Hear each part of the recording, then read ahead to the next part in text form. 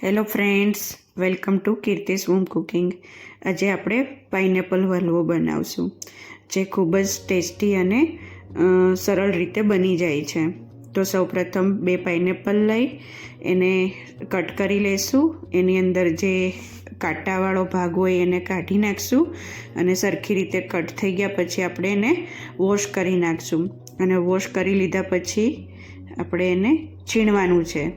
તો છીણવા માટે આપણે એના 4 ભાગ કરશું અને જે એનો વચ્ચેનો ભાગ હોય એને આપણે કાઢી નાખશું, કેમ કે એ ખાવા માટે ખૂબ હાર્ડ હોય છે.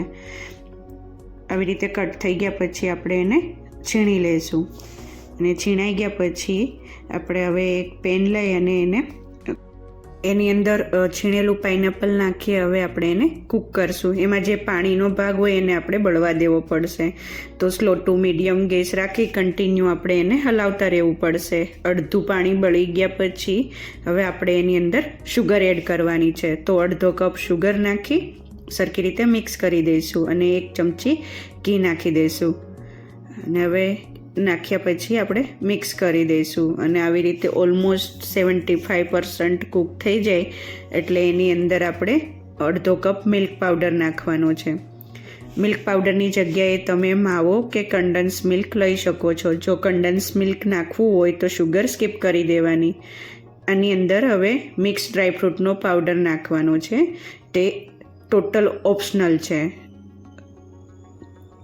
અને આ બધા ઇન્ગ્રીડિયન્ટ્સ નાખી અને સરખી રીતે બધું કૂક થવા દેવાનું છે.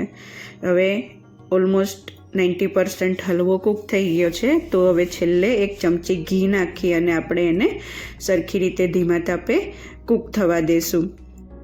તો ફ્રેન્ડ્સ, હલવો ઓલમોસ્ટ રેડી છે. તો અડધી ચમચી ઇલાયચી પાવડર નાખી અને મિક્સ કરી દઈશું.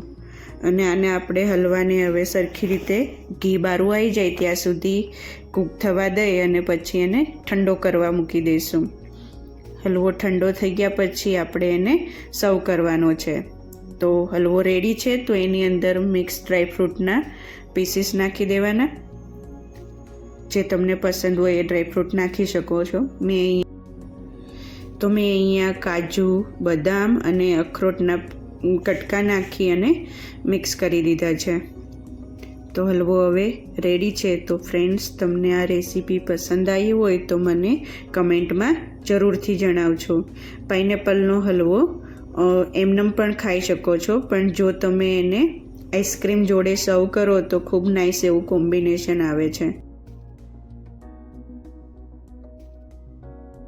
હલવો રેડી છે. તો તમે એને માવા આઈસ્ક્રીમ કે વેનીલા આઈસ્ક્રીમ સાથે સર્વ કરી શકો છો. તો આઈસ્ક્રીમ અને પાઇનેપલ હલવાનું નાઇસ એવું કોમ્બિનેશન લાગે છે. ઉપર થોડાક ડ્રાય ફ્રૂટ્સ અને પાઇનેપલના પીસીસ નાખીને